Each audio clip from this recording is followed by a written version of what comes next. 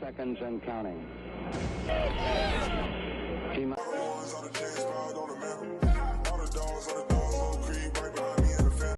Hello everybody, welcome back to Clutch City Entertainment. My name is Juan, and today we have breaking news from the Houston Rockets.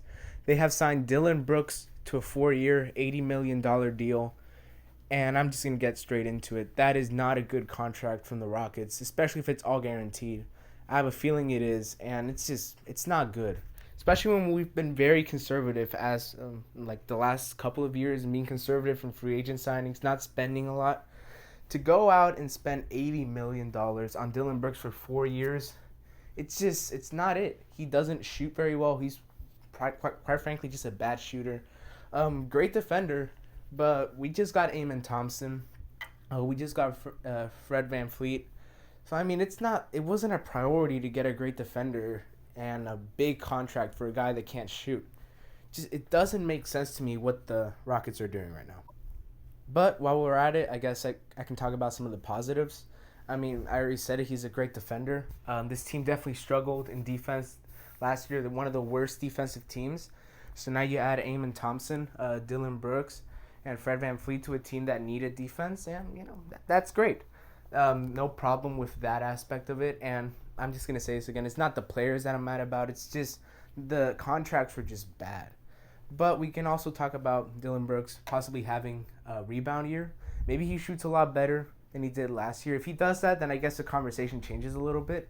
I mean, if he's at least average, or maybe I say above average, I mean, this contract could end up being good. But as of right now, from what we've seen from Dillon Brooks, it just doesn't make sense giving that much money for another pretty much non-shooter on a team that was also pretty bad at shooting. They were bad on defense and shooting. So of giving that much money for a guy that only does one of those things right, it doesn't look good.